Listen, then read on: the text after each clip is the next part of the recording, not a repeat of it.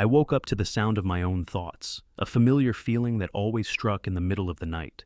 I reached over to the bedside table for my phone, checking the time, 3:12 a.m. I groaned, rubbing my eyes. Sleep had become a stranger to me lately. I swung my legs off the bed and stood up, stretching. My body felt stiff, like it hadn't seen rest in days. The house was quiet, the soft hum of the refrigerator the only sound. I thought I might as well get a glass of water. Maybe that would help me drift back to sleep. As I walked down the hallway, I saw a light coming from the kitchen. The refrigerator door was open, and Emily stood there, her back to me, absorbed in her phone. She didn't hear me approach. At first, I didn't think much of it. She was probably just hungry or couldn't sleep either. But then I noticed the way she was holding her phone. Her thumb moved quickly, scrolling through messages. I couldn't help but glance over her shoulder, just for a second, and that's when I saw the name. Derek. I froze. My heart skipped a beat. I hadn't heard that name in a while, and I couldn't recall ever seeing it in her phone. A knot formed in my stomach. "Emily," I said quietly, taking a step forward. She jumped, turning around quickly, almost dropping her phone. Her face was flushed, eyes wide, clearly caught off guard. She quickly pocketed the phone, a little too fast for my liking. "Hey," she said, forcing a smile. "You scared me. What's up?" I stared at her, trying to make sense of what was happening. Her casual demeanor didn't match the tension in the air. "Who's Derek?" Emily's smile faltered for just a second before she recovered. "Derek? Oh, it's nothing. Just a coworker." "Just a coworker?" I repeated, my voice rising a little more than I intended. "Then why are you texting him in the middle of the night?" She sighed, rubbing the back of her neck. "Nathan, please. You're being paranoid." "It's nothing." My chest tightened, my thoughts spinning. Her dismissiveness stung. "I'm not being paranoid. I've never seen his name before. And now, at 3 a.m, God, here we go again." She cut me off, her voice suddenly sharp. She turned back to the fridge, digging around for something to distract herself. "You're always doing this. Why don't you trust me?" I felt my anger rising, but I tried to keep my voice steady. "It's not about trust. It's about you hiding things from me." "I'm not hiding anything," Emily shot back, her voice tight. She slammed the fridge door shut and faced me, hands on her hips. "I'm sick of this. You act like I'm doing something wrong, but all I'm doing is living my life. You're just overreacting." I couldn't stop myself. "Overreacting? How am I supposed to feel when you're keeping things from me? First, it's all these late-night messages, and now you're acting like it's no big deal." She stepped closer, face flushed with frustration. "You think I'm cheating on you, don't you? Is that what this is about?" "You're so damn insecure," I recoiled, my breath catching in my throat. "I didn't say that. But this isn't just about some late-night text, Emily. Something's off." She scoffed, turning away. "You need to calm down. This is all in your head. You're acting crazy." She paused, her voice dropping to something colder. "Maybe you should take a step back and think about why you're always so suspicious. Maybe you don't trust me because you don't trust yourself." Her words hit me like a punch in the gut. I stood there, stunned, as she walked past me, heading toward the living room. My mind raced. What was happening to us? Why couldn't she just be honest with me? But I couldn't let it go. Not this time. I followed her into the living room, determined to get some answers. "Emily, I'm not crazy," I said quietly, my voice trembling with frustration. "Just tell me the truth. Who is Derek? And why are you hiding it from me?" She paused, her back still turned. After a long silence, she finally spoke, her voice low. "You wouldn't understand, Nathan. It's just easier this way. I don't want to lose everything because of some stupid mistake." I stared at her, my heart pounding in my chest. Everything inside me screamed for answers, but I couldn't bring myself to ask more. I was scared of what she might say, scared of what I might hear. The silence between us stretched on, suffocating, and in that moment, I knew that something had shifted. There was no going back now. "Good night, Nathan," Emily whispered, her voice distant. She didn't even look at me as she walked toward the bedroom. I stood there, rooted to the spot, the weight of her words crushing me. I couldn't tell if I was imagining things, but everything inside me told me this wasn't just about Derek. It was about something far deeper, something I wasn't ready to face. But no matter how much I tried to ignore it, I knew. This wasn't the end of it. It was just the beginning. I couldn't stay in that house, not with Emily so distant. not with the questions swirling in my mind like a storm I couldn't outrun. The argument, her cold words, her defensiveness, it was too much. So I left. I grabbed my jacket, slammed the door behind me, and made my way to the car. The drive was a blur of headlights and silence, the weight of the confrontation still pressing down on my chest. I didn't know where I was going, but somehow I ended up at the diner on the corner of Elm and Fifth. It was the kind of place that stayed open all night, greasy booths and neon lights flickering above. A place where nobody asked questions. I pulled into the lot, parked, and sat in my car for a few moments, just trying to steady myself. When I stepped inside, the warmth of the diner was a welcome relief, the scent of frying bacon and coffee filling the air. I slid into a booth by the window and let out a deep breath, staring out at the empty street. Coffee? The waitress, a woman with tired eyes and a permanent half-smile, asked, already reaching for the pot. I nodded, barely looking up, still lost in my thoughts. She poured the black liquid into a chipped mug and set it in front of me, the steam rising in a cloud. I wrapped my hands around it, hoping the warmth would chase away the cold feeling gnawing at my insides. My phone buzzed in my pocket. I pulled it out, half expecting it to be Emily. But no, it was a text from Sarah, my wife's colleague and close friend at the law firm. Sarah, "Hey Nathan, sorry to text so late, but I just wanted to check in. Is everything okay? Emily seems off. She hasn't been herself lately." I stared at the message, feeling a mix of confusion and frustration. What was Sarah asking me for? Did she know something? My thumb hovered over the screen as I debated how to respond. Me. I don't know, Sarah. I'm starting to get concerned. She's acting distant, like she's hiding something. I hit send before I could second-guess myself. I hadn't talked to Sarah much outside of work, but something about her had always felt genuine. Maybe I could get answers from her, at least some sense of clarity. Within seconds, the reply came through. Sarah. Derek, he's just a coworker, nothing to worry about. You know how Emily can be when she's stressed, right? Just a coworker. My gut twisted. There it was again, the name that had been lurking in the background of my mind since I first saw it on Emily's phone. Me? Are you sure about that? Because she's being really secretive, Sarah. I saw messages. I'm starting to think this isn't just a work thing. Sarah, trust me, Nathan. Emily's always been private about things. It's just how she is. You're overthinking this. I stared at the screen, the words spinning around in my head. Overthinking? Was I? Maybe I was just a paranoid mess, making a bigger deal out of something small. But something about Sarah's response didn't sit right with me. Her tone felt off. There was hesitation, even in her text. It didn't add up. Me? Are you sure? I'm just trying to understand, Sarah. This doesn't feel right. I didn't expect her to reply so quickly this time. When the next message came through, it hit me harder than I anticipated. Sarah, Nathan, please. I'm trying to help you, but you need to trust me on this. Derek's just a colleague. There's nothing more to it. Don't make this harder than it has to be. It stung.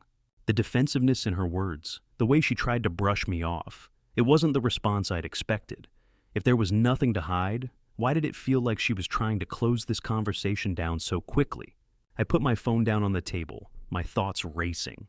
Something wasn't right. Derek was just a colleague, but Sarah was acting like there was something I wasn't seeing. I rubbed my eyes, trying to push away the mounting frustration. The waitress came over to refill my coffee, and I muttered a quiet thanks, not even looking at her. I wasn't sure how long I sat there, staring out the window at the empty streets, the headlights of passing cars illuminating the shadows. And then the thought hit me. If Sarah was covering for Emily, why? Was she trying to protect her? Or was she hiding something herself? My mind reeled with possibilities, but one thing became clear. I couldn't just sit back and wait for answers. I needed to dig deeper. Emily wasn't the only one who had secrets. As the minutes ticked by, I made up my mind. Tomorrow, I would confront her again. But this time, I wouldn't rely on Sarah's word. I would find the truth for myself, no matter how deep I had to dig. I stood up from the booth, leaving the half-finished cup of coffee behind. The diner was quiet, the neon sign buzzing above me as I made my way to the door. Something told me that whatever was going on, I wasn't going to like what I found. But I had to know. I had to find out what Emily was hiding. I got home just as dawn was breaking, the first light of morning barely creeping through the blinds.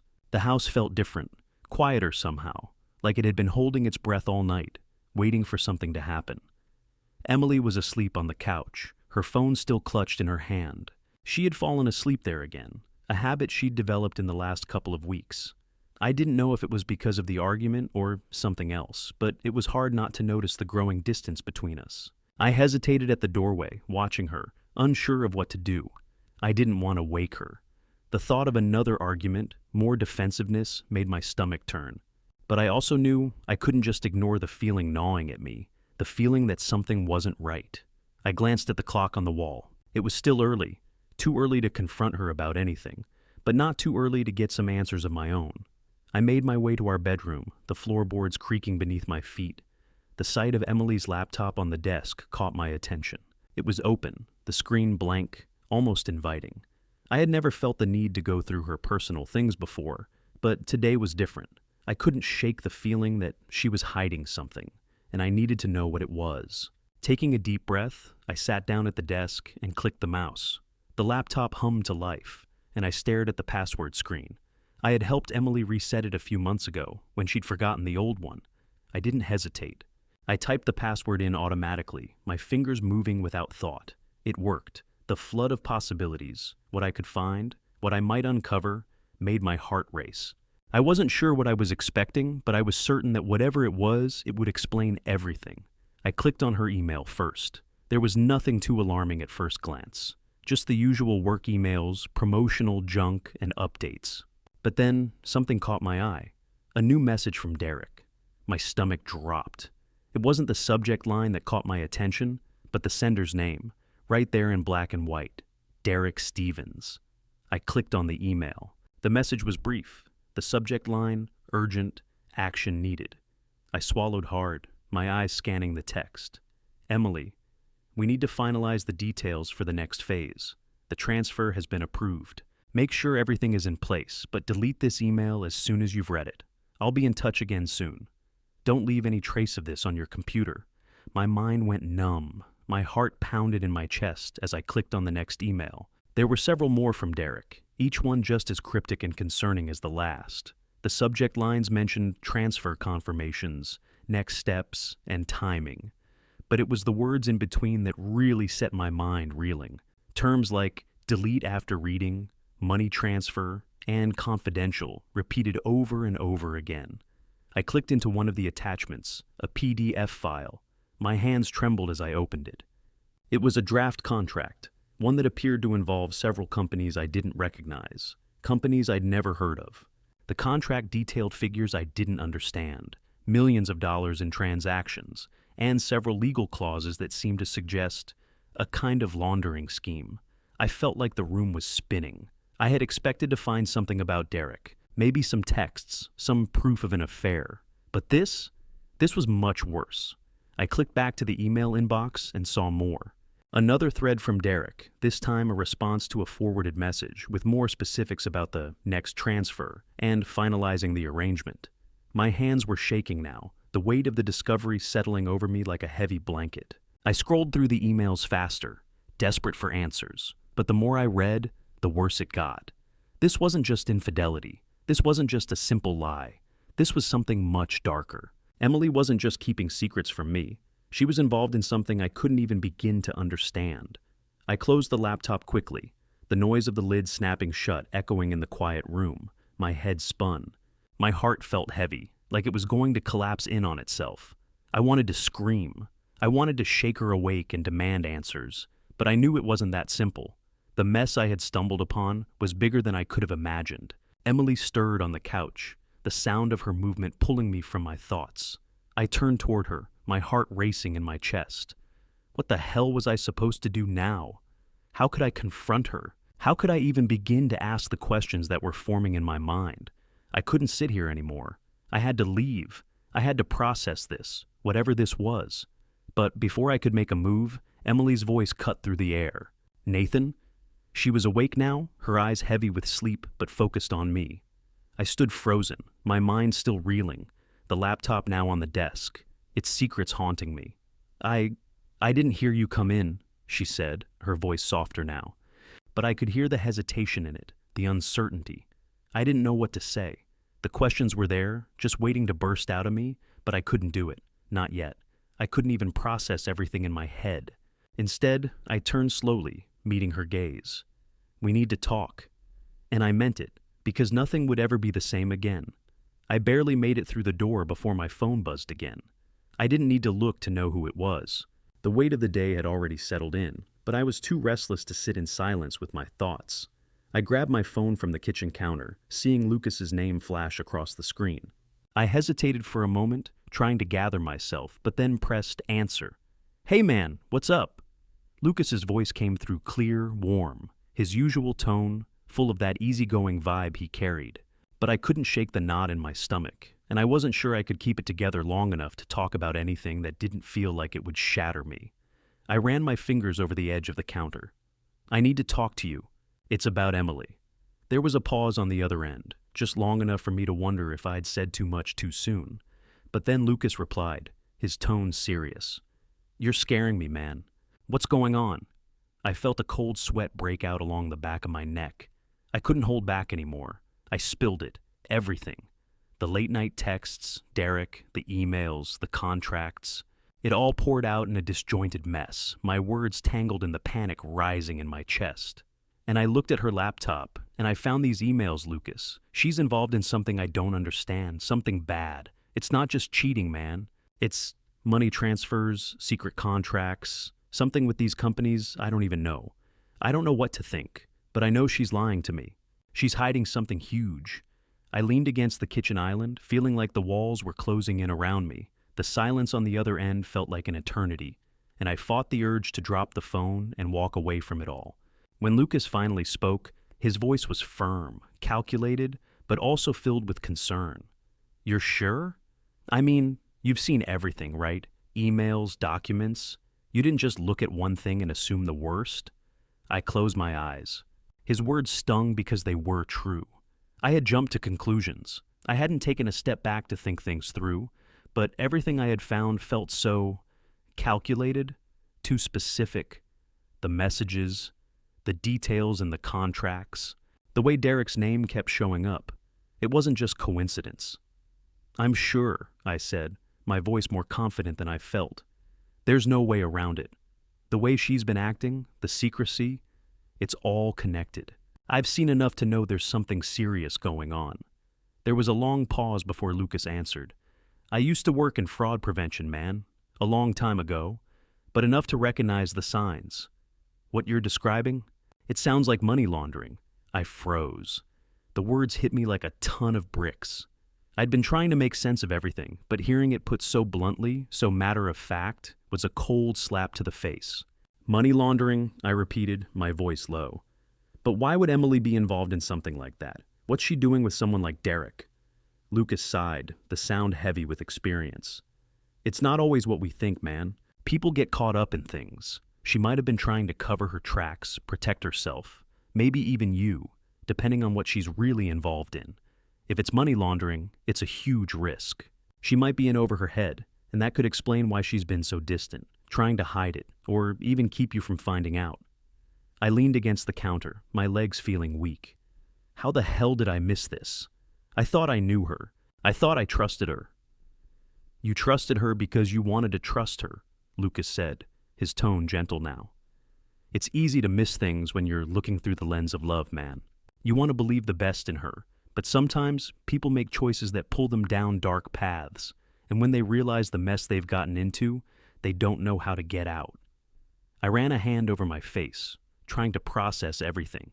The feeling of betrayal gnawed at me, and Lucas's words didn't make it any easier to swallow. "So, what do I do now?" I asked, my voice tight with frustration. "I can't just confront her. She'll lie to my face. She always does. How do I even begin to approach this?" "You need to be careful," Lucas replied, his voice low but sharp. "This isn't just about her betraying you, Nathan. This is about something much bigger than that. If she's involved in something illegal, confronting her might make it worse. She could panic, try to cover her tracks even more, or worse, she could drag you into it. You don't want to make any moves that could backfire." I nodded slowly, the weight of his words settling in like a heavy burden on my chest. "So what? You think I should just walk away? pretend I don't know anything? No, Lucas said firmly. I'm not saying that. But you need to gather more information before you do anything else. If she's really mixed up in something criminal, you need to be smart about how you handle it. I'd recommend finding someone who can help you, someone who can investigate this from a legal standpoint. Maybe a private investigator or even a lawyer. I let his words sink in, the dread inside me twisting even tighter. A lawyer? Shit. This is so much bigger than I thought. It is, Lucas said. But you don't have to go through this alone. You've got options, and you need to think this through carefully. For both your sake and hers. The silence stretched for a long moment, and I exhaled slowly. My head felt like it was spinning, but Lucas's voice grounded me, bringing me back to the reality I couldn't escape. I had to make a decision, the right decision, and I had to do it before I made things worse. Thanks, man, I said, my voice steadying. I don't know what I'd do without you right now. You'll figure it out, Lucas replied. Just be careful, all right? I'm here if you need me. We hung up, and I sat there in the silence of the kitchen, the enormity of everything I had just learned weighing heavily on me. Emily wasn't just hiding something from me. She was hiding something that could change everything. I had a decision to make, and it had to be the right one. I spent the next few days in a daze, trapped between the anger I felt toward Emily and the confusion that kept me up at night. What was going on? Why hadn't I seen the signs before? And why had I ignored my gut for so long? I couldn't stop thinking about the emails, the encrypted files, the vague but dangerous language that had filled my mind with a sense of dread. The more I replayed it, the more I realized that everything I'd found in Emily's laptop wasn't just about a bad choice or an affair. This was something much darker. Money laundering, Derek, and whatever else she had been hiding from me. But I still hadn't confronted her. I couldn't. Not until I had everything in front of me, not until I knew exactly what she was involved in. I'd spent hours researching money laundering, going through legal articles, trying to understand what the hell had happened. I even considered hiring a private investigator, like Lucas had suggested. But something inside me screamed to face Emily myself. This was my life, my family, and I needed to know the truth from her. I wasn't going to let this fester any longer. It was late afternoon when I got the chance. Emily had gone to the grocery store, and I knew this was my only window. I paced through the house, my thoughts clouded with doubts and questions. I couldn't delay this any longer. I headed straight for her laptop again, hoping for one last piece of information that would give me the courage to confront her. I knew I shouldn't be snooping around, but at this point, I didn't know what else to do. This time, I found something new. A correspondence log between Derek and a mysterious figure named Victor Grayson. The name sent a chill down my spine, but it was the details that made my blood run cold. Victor Grayson was a name I'd heard of before, whispered in the context of illegal financial dealings, untraceable money transfers, shell companies, and offshore accounts. The kind of things that should never have been in Emily's world. I clicked through the files, heart pounding in my chest.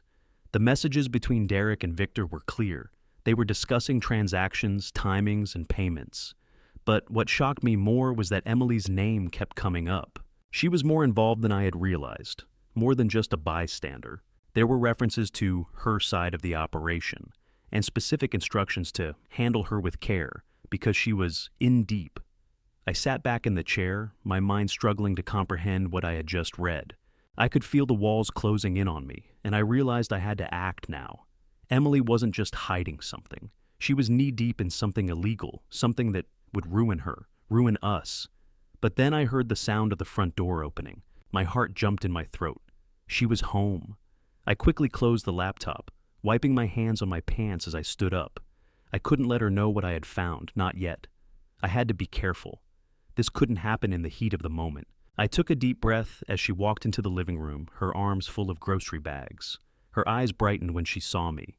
"Hey, you're home early," she said, a hint of surprise in her voice. I forced a smile. "Yeah, I wanted to talk." She put the bags down on the kitchen counter, her eyes narrowing slightly. "Talk? About what?" I gestured for her to sit down. "Just us. Everything that's been going on. I don't know how much longer I can pretend that everything is fine, Emily." She gave me a nervous smile, sitting down across from me. "Nathan, what's going on? You've been distant too, you know." I wasn't going to waste time with pleasantries. The words that had been building up inside me for days came out in a rush. "I know about Derek," I said, my voice steady but sharp. "I know what's going on, Emily. I know about the emails, the transfers, and the files. You've been hiding something from me, something big." Her face went pale, her eyes flickering with panic, before she quickly masked it with a calm expression. "Nathan, you don't know what you're talking about." "Don't lie to me," I shot back, leaning forward. "I found everything, Emily. All of it. You're mixed up in something illegal, and I'm not going to stand by and let you drag me down with you." She swallowed hard, her hands trembling slightly. "It's not what you think." My patience snapped. "Then what is it?" "Because I know you've been working with Derek, and now Victor Grayson is involved. I don't even know what the hell's going on, but I know it's bad. And I know you're lying to me." Her face softened, and for a moment I saw the person I loved, the woman I'd trusted. She hesitated, then spoke, her voice barely above a whisper. "Nathan, I didn't want you to know. I never wanted you to find out." I was stunned by her admission. "What do you mean? You didn't want me to know? You've been hiding this from me. How long, Emily? How long has this been going on?"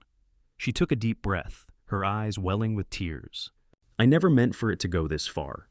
When I met Derek, it started small. Just some financial advice, a few questionable things here and there. And then it escalated. I thought I could stop it before it got out of control, but I couldn't. And now I'm in so deep, I don't know how to get out." My heart pounded in my chest, but the anger was slowly replaced with a different feeling. Fear. I could see the terror in her eyes, and I realized that this wasn't just about her hiding something from me anymore. She was trapped, just like I had been. "I was trying to protect you, Nathan. I didn't want to drag you into this. If I told you, you'd leave me, and I couldn't bear losing you," she said, her voice trembling. "I thought maybe if I kept it all in control, you wouldn't find out. But now, it's too late." I didn't know what to say. I could feel the weight of her words crushing me. The woman I had loved for so long wasn't just hiding an affair or a secret. She was mixed up in something dangerous, and I didn't know how to pull her out of it. "I don't know what to do, Emily," I said quietly, my voice breaking.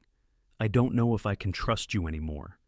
She reached for my hand, tears streaming down her face. "Please, Nathan. I'm so sorry. I never wanted this.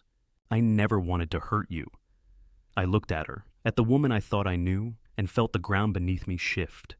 This was no longer just about betrayal. It was about something much bigger than us, something that had spiraled out of control, and I didn't know if we could ever fix it. "Maybe we still can," I said, my voice hoarse. "But we have to face it, all of it. No more lies, Emily. No more secrets." For the first time in what felt like forever, she nodded, and in that moment, I knew the truth had finally come to light. But what would come after? I wasn't sure. The days that followed were a blur. Emily and I barely spoke, unless it was to discuss the details of the mess she had gotten herself into. The weight of everything she had told me, the lies, the deceit, the financial schemes, hung in the air like a suffocating fog. It wasn't just about her anymore, it was about us, and I couldn't see a way out of this dark tunnel we had stumbled into together. We made some decisions, though. She agreed to go to the authorities, to confess everything she had been involved in. But even as she said those words, I could see the doubt in her eyes, the uncertainty about what would happen next. She was scared, and honestly, I was too. I didn't know if we could fix this. I didn't know if I could ever trust her again. It was 3 days later when I got the call that changed everything. I was sitting in the kitchen, staring at the pile of bills on the table, another reminder of how everything had unraveled. The phone rang, and I barely glanced at the screen before picking it up. "Hello?" I said, my voice flat, trying to shake off the dull ache in my chest. "Is this Nathan Turner?" The voice on the other end was cold, professional, too professional. "Yes," I replied, bracing myself. I knew something was coming, but I had no idea how bad it would be. "This is Detective Amanda Ross from the Financial Crimes Division. We need you to come down to the station as soon as possible. We have some questions regarding your wife's involvement in an ongoing investigation." I felt the floor drop out from beneath me. My heart skipped, my mind racing to catch up with what she had said. What are you talking about? Emily's already confessed. I understand she has, but we need to speak with you in person. This is an official matter. Can you come in?" she asked, her tone unwavering. I felt like the world had stopped spinning. Every part of my body screamed at me to hang up, to forget about this, to walk away. But I knew that wasn't an option. "Yeah," I said, my voice barely above a whisper. "I'll be there soon." The call ended, and I sat there, staring at the phone, the blood draining from my face. Emily's confession hadn't been enough. She had thought that by coming clean, she could shield me from the fallout, but I should have known better. When you're mixed up in something like this, you don't just walk away. I stood up, feeling numb. My body moved on autopilot, my mind still struggling to comprehend the gravity of the situation. I grabbed my coat, slipping it on without thinking, and walked out the door. The police station smelled like antiseptic and stale coffee, a far cry from the warmth of the house I had once shared with Emily. I didn't know why I felt like I was about to step into a different world, but I did. It was like the very air here was charged with something I couldn't escape. I walked into the station's lobby, my eyes scanning for any sign of Detective Ross. A tall woman in a dark suit stood by the front desk, and as soon as she saw me, she motioned for me to follow her. "Mr. Turner," she said, her voice as professional as on the phone. "I appreciate you coming in. Please follow me." I followed her through a hallway, the sound of footsteps echoing in the empty space. When we reached the interrogation room, she motioned for me to sit. "Do you want something to drink?" she asked, her tone clipped. "No," I replied quickly, not trusting myself to speak any more than necessary. She nodded and sat across from me, placing a file on the table between us. "I'm sure you're aware that your wife is under investigation for involvement in a large-scale money laundering operation. What you might not know is that this investigation goes deeper than just her actions." I felt my chest tighten. "What are you talking about?" I croaked. "She's admitted to everything. She's told you everything she knows." "Yes," Detective Ross said, flipping through the file. "But your wife isn't the only one involved. We've been able to trace some of the financial transactions back to you." I blinked, feeling the room tilt sideways. "What? No. That's not possible.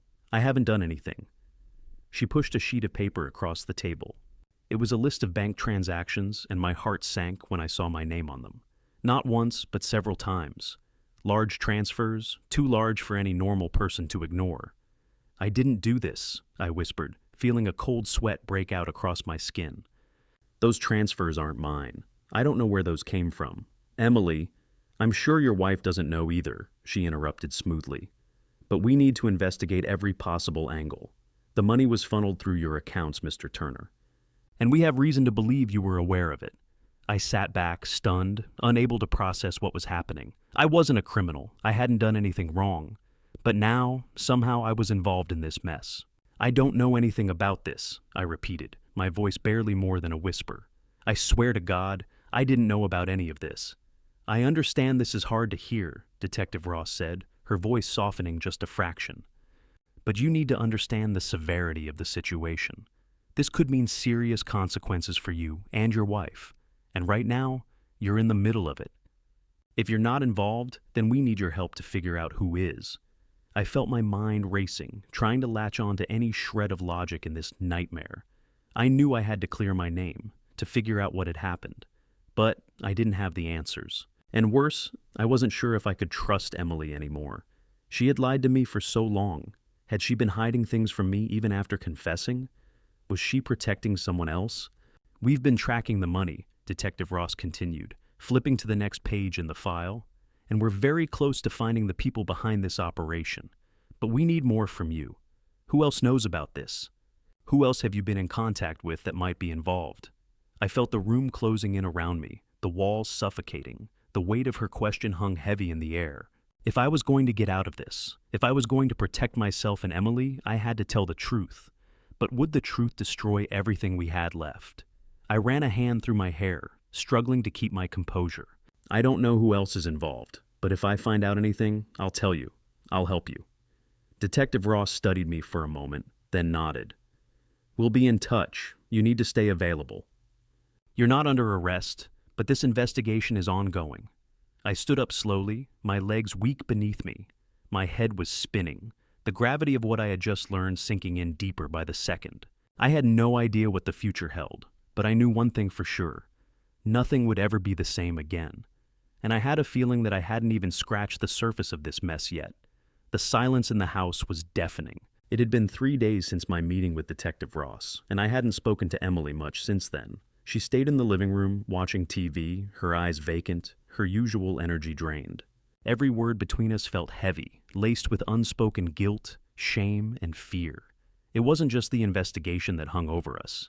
It was the realization that nothing between us could ever be the same again. The foundation of our marriage had cracked, and I didn't know how to fix it. The worst part? I wasn't sure if I even wanted to. I sat at the kitchen table, staring at the unopened letter from the bank. It was a reminder of what we had been through, and a reminder of what was yet to come.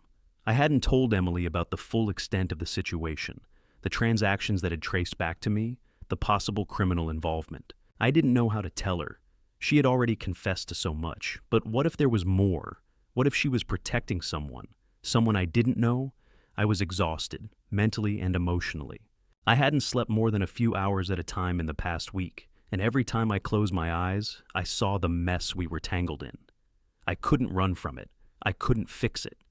The sound of Emily's footsteps broke me out of my thoughts. I turned to see her standing in the doorway, her expression unreadable. She hadn't said much in the last few days, and it wasn't like her to remain so distant.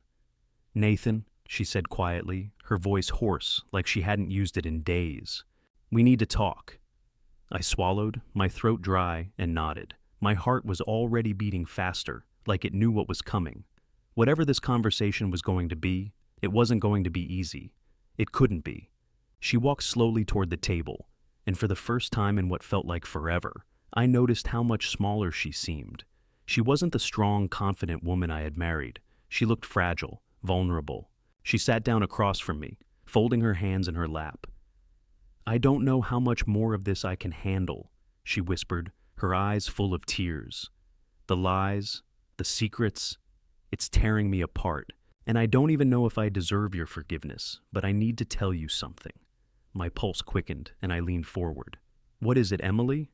Her voice cracked as she spoke. "There's more than what I've told you." I froze. The weight of her words slammed into me, and I could feel the panic rising in my chest again.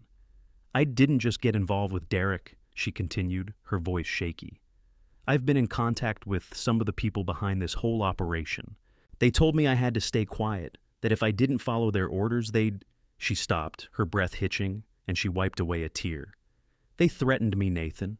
Not just me, but you too." My chest tightened, and I struggled to keep my voice steady. "Emily, why didn't you tell me? Why didn't you trust me with this? Why did you keep it all from me?" She shook her head, a deep sob escaping her. "I was trying to protect you. I thought I could fix it. I thought I could get out before it went too far. But now, it's too late. I'm so sorry." My mind reeled with what she was saying. She'd been in contact with the people behind all of this. The money laundering, the illegal operations, all of it. And she had kept it from me, thinking she could handle it on her own. I stood up, pacing across the kitchen, trying to calm the whirlwind of emotions inside me. "Emily, do you realize what you've done? Do you understand how far in over your head you are? This isn't something you can fix on your own. You're involved in something much bigger than you, and now we're involved too." She flinched at my raised voice, but I couldn't stop. I was scared. For her, for me, for us. "I know," she whispered, her voice breaking. "I know. I didn't want this to happen. But I'm in it now, Nathan. And so are you. We're both in too deep." I ran my hands through my hair, feeling the weight of her words crashing down on me. "How do we get out of this? How do I fix this? I don't know where to turn. I don't know who to trust anymore." She stood up slowly, walking over to me, and I could see the regret in her eyes. "We have to go to the authorities. We have to come clean. We have to tell them everything." I looked at her, the fear in my eyes reflected in hers. "You think that will fix it? You think going to the police is enough? What if they arrest you, Emily? What if they arrest both of us?" She closed the distance between us, taking my hand in hers. "I don't know what will happen, but I can't keep living like this. We can't keep living like this. I've hurt you enough. I've lied to you enough." I stared at her, my heart aching for the woman I loved, the woman who had betrayed me in ways I never imagined. But I saw something else in her eyes, too. Fear, guilt, desperation. She was drowning in this mess just as much as I was. "We have to face it, Nathan. she said softly, almost pleading. We have no choice anymore.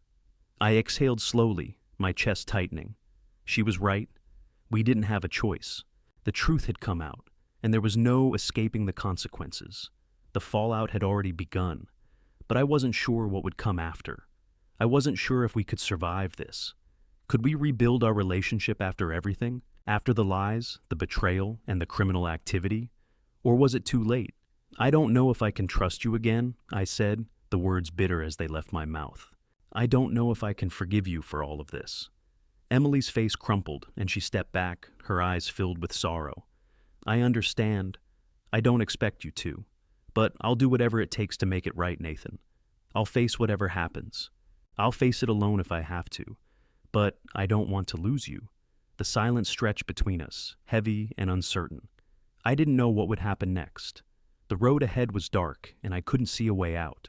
But in that moment, as I stood there with Emily, I realized one thing. No matter what we decided, we couldn't do this alone. It had been a week since that conversation with Emily, and the silence that had settled between us felt like a weight I couldn't escape.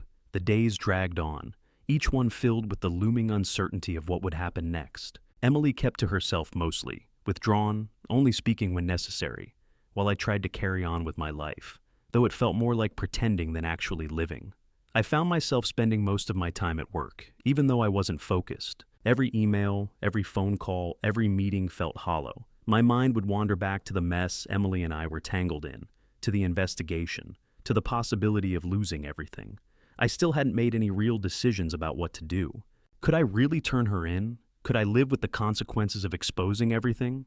I had never felt so lost, so unsure about everything that had once felt so solid.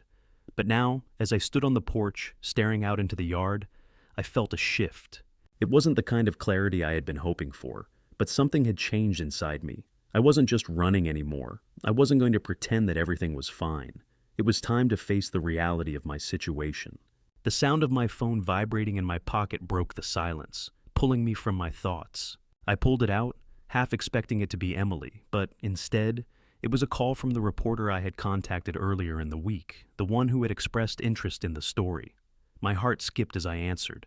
"Hello," I said, my voice tight. "Mr. Turner, it's Detective Ross again. I know this is a difficult time, but we've made some significant progress in the case." Her voice was steady, professional, but I could hear the undertones of urgency. I clenched my jaw. What kind of progress? "There are some people we're looking into, and your name has come up a few more times. I know you're trying to do the right thing, but I need you to stay available. We might need you to testify if we go to trial." I felt my stomach turn. "Testify? I'm not sure I can do that." "I understand this is overwhelming, but you need to understand the gravity of the situation," Ross said, her tone softer now. "The more we uncover, the more you're tied into this. You can't stay on the sidelines anymore. If you want to help yourself and your wife, you need to be fully open with us. We need every detail." My heart pounded in my chest. I hadn't expected it to come to this. The reality of facing a trial, having my name dragged through the mud, it all felt too much. "I'll do what I can," I said, the words coming out more automatically than I meant.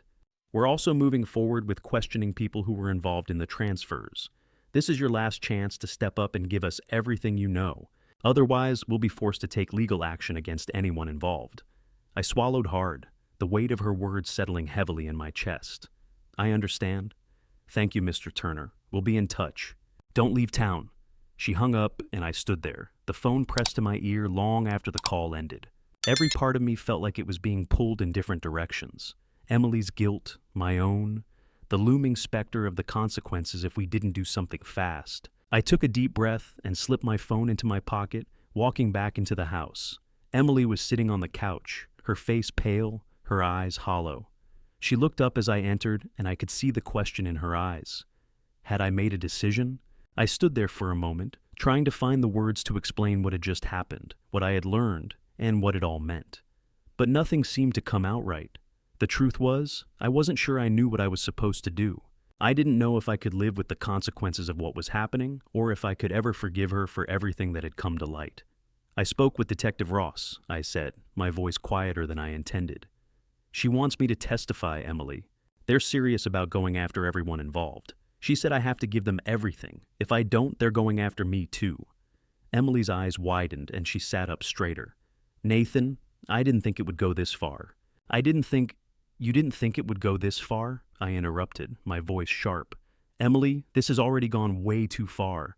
It's not just about what you've done. It's about everything I'm connected to now. I'm in this mess whether I want to be or not.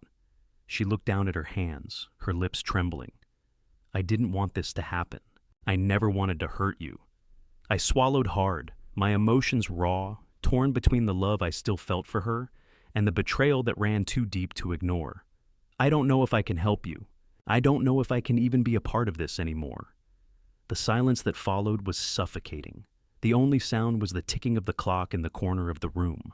The weight of the decision hung in the air between us, thick and unbearable. Emily, I said finally, my voice breaking, I don't know if we can get out of this. I don't know if we can fix this, but we have to do the right thing. We can't keep lying to ourselves. She nodded, tears streaming down her face. I'll do whatever it takes, Nathan. I'll take responsibility. I'll face it, even if it means losing everything. I looked at her, the woman I had once trusted completely, and for the first time in a long while, I felt a glimmer of the love we had shared. But the truth was, I couldn't make this decision alone.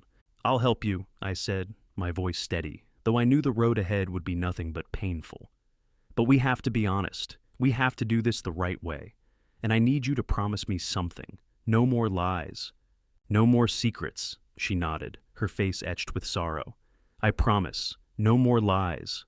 We stood there in silence for a moment, the weight of our decision settling between us. This was the only path forward, and it would destroy everything we had. Or maybe, just maybe, it would give us a chance to rebuild. But the only thing I knew for sure was that our lives had changed forever.